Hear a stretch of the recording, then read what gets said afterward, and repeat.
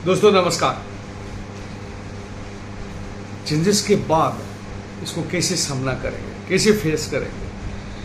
अभी जो चेंजेस आया है इसका क्या रिजल्ट होगा, क्या इफेक्ट होगा, क्या असर होगा एजेंट लोग के ऊपर? 14 लाख एजेंट, ये संख्या कम नहीं है। तो LIC का हर एजेंट अभी चिंतित है, क्या करे आगे के लिए जाके।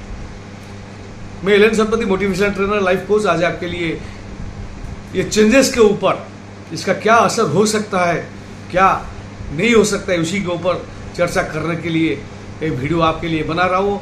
और उम्मीद है अंत तक जरूर देखेंगे और मेरा चैनल को जरूर सब्सक्राइब कर दीजिएगा और इसको ज़्यादा से ज़्यादा सब्सक्राइब शेयर जरूर करिए ताकि दूसरे को इनका भी फायदा मिल सके। आइए चलते हैं, वही शुरू करते हैं। ये चेंजेस क्या हुआ? चेंजेस तो दो तरह का हुआ। कुछ चेंजेस हुआ पॉलिसी होल्डर के लिए, कुछ चेंजेस हुआ एजेंट लोग के लिए। पहले हम एजेंट लोग के लिए चेंजेस के ऊपर देखते हैं। पॉलिसी होल्डर के लिए तो जो हुआ, मगर पॉलिसी होल्डर के लिए जो 55 साल से 50 साल हो गया, वो एक स्ट्रोक दे सकता है, क्योंकि कुछ ग्रुप का लोगों को हम पॉलिसी नहीं ला सकते। अभी पहले 55 साल में अगर LIC को एक्सेप्टेबल था, अभी ये 5 साल के लिए नुकसान तो होगा जरूर। सिर्फ एजेंट लोग को नुकसान नहीं, LIC को भी नुकसान होगा। इसके ऊपर और एक बार विचार कर लेना चाहिए। दूसरा देखते हैं जो चेंजेस आया एजेंट के लिए। कमीशन तो कम हुआ। पहला फर्स्ट ईयर का कमीशन कम करके उसको second, third year, fourth year में जोड़ दिया गया और जो बोनस का 2% उसको 5 लाख प्रीमियम के ऊपर 6 साल से जोड़ दिया गया। मगर सबसे ज्यादा अभी प्रॉब्लम हो रहा है क्लॉबैक को लेकर। पहले जानते हैं क्लॉबैक है क्या। क्लॉबैक एक ऐसा क्लास है जिसमें एजेंट को ही नुकसान हो रहा है। अगर कोई भी पॉलिसी होल्डर 5 साल पूरा होने से पहले सरेंडर कर लेता है और उसका जितना भी कमीशन उसको मिला होगा LIC की तरफ से, वो फिर रिकवर किया जाएगा। इसका यह मतलब है अगर 5 साल पहले कोई पॉलिसी होल्डर पॉलिसी को सरेंडर करता है, ये एजेंट की गलती माना जाएगा। सिर्फ एजेंट की गलती की वजह से पॉलिसी सरेंडर होता है क्या? इसके ऊपर अगर हर कोई खुद को पूछने की जरूरत है। कोई भी एजेंट कभी भी ये नहीं चाहता मेरा पॉलिसी कभी भी सरेंडर हो, कभी भी सरेंडर हो। हर एजेंट ये चाहता है मेरा पॉलिसी मैच्योरिटी तक चले ताकि मेरा पेट भरे, मेरा आमदनी बढ़े। तो एजेंट को जिम्मेदार ठहराना मेरे हिसाब से ठीक नहीं है, पहला बात। दूसरा बात देखते हैं दूसरा पहलू इसका किसका है। इसका और एक भी मतलब है, LIC चाहता है मेरा पॉलिसी 5 साल तक कम से कम चले। मतलब अगर 5 साल तक पॉलिसी कम से कम चलना है तो सिर्फ एजेंट का क्लॉबैक रख देने से वो चल जाएगा क्या? और भी बहुत सारे तरीके हम अपना सकते हैं। जैसे सेकंड ईयर से लेकर 5th ईयर तक कुछ एक्स्ट्रा बोनस हम पार्टी को दे सकते हैं। जो second year, third year, fourth year, 5th year तक चलाएगा उसको इतना % का एक्स्ट्रा बोनस मिलेगा। और सेकंड ईयर से लेकर 5th ईयर तक एजेंट को भी कुछ कंपटीशन दिया जा सकता है, कुछ गिफ्ट दिया जा सकता है ताकि एजेंट भी इंटरेस्टेड होकर उसको चलाएगा।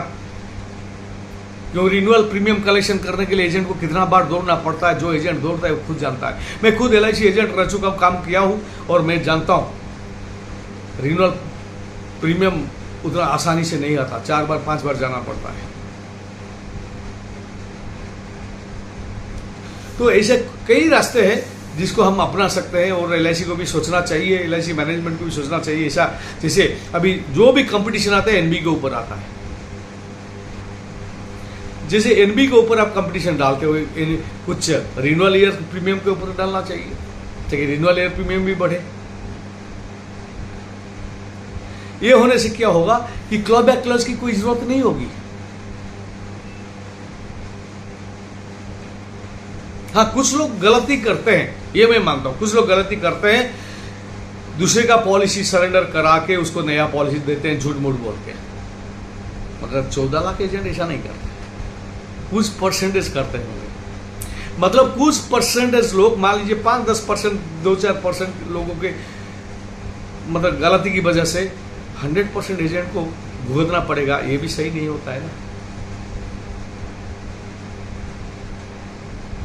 मगर इसके साथ साथ भी और एक बात भी बता दूं, LIC चेयरपर्सन सार के हिसाब से कल क्लॉबैक के ऊपर आपको चिंता करने की जरूरत नहीं है, क्योंकि जब कोई गलत काम नहीं करेगा तब तक उसके लिए क्लॉबैक एप्लीकेबल नहीं होगा। और ऊपर से इन्होंने सबके सामने भरे मीटिंग में बोल चुके हैं, रेगुलेटर की वजह से हमको एक क्लॉज डालना पड़ा, मगर आप लोग सारे के सारे एजेंट के दिमाग से ये हटा दो कि क्लॉबैक लागू होगा, ये कभी भी लागू नहीं होगा, एप्लीकेबल नहीं है।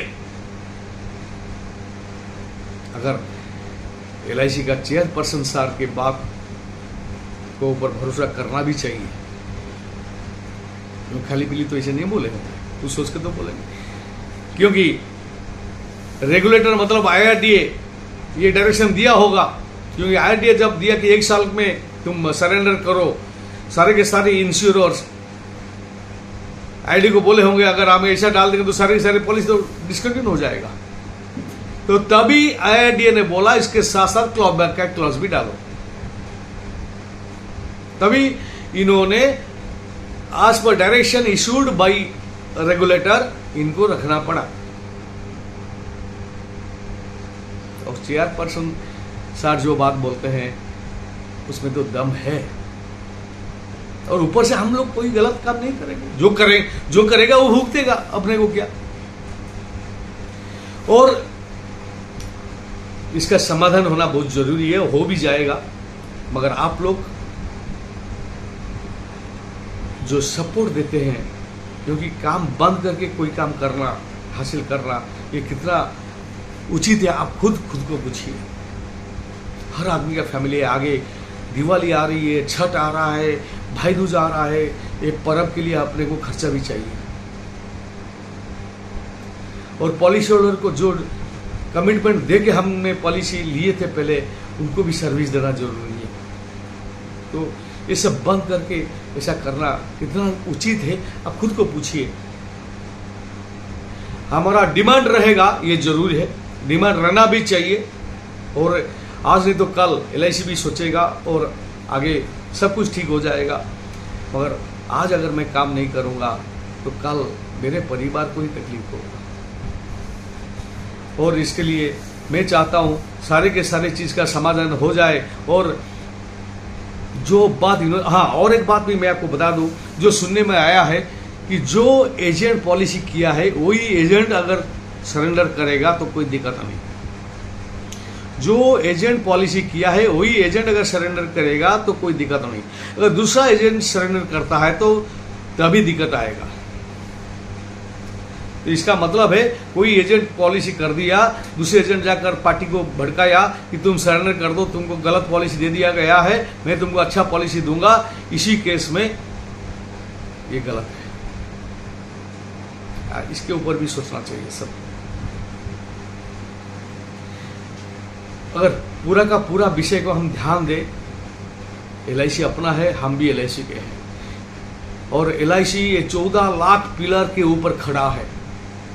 LIC कभी भी 14 लाख जो पिलर एजेंट के पिलर है उनको छोड़ नहीं पाएगा। चिंता मत करिए, काम से ध्यान रखिए और आगे बढ़ते रहिए। और जरूर हम जो चाहते हैं, जो सबके लिए भला हो वही हम चाहते हैं। पॉलिसी होल्डर के लिए भला हो और LIC की भी भला हो और एजेंट की भी भला हो। किसी का काट के किसी को भला नहीं किया जा सकता, जो कभी नहीं हुआ है ना होगा। आने वाला दिवाली आपके लिए बहुत शुभमय हो, सबका भला हो। मैं माँ काली से प्रार्थना करता हूँ आपका हर इच्छा वो पूरा करे और काम पे लगे रहिए। फिर मुलाकात होगी और एक वीडियो के साथ फिर अगले हफ्ते। थैंक यू, तब तक के लिए नमस्कार दोस्तों।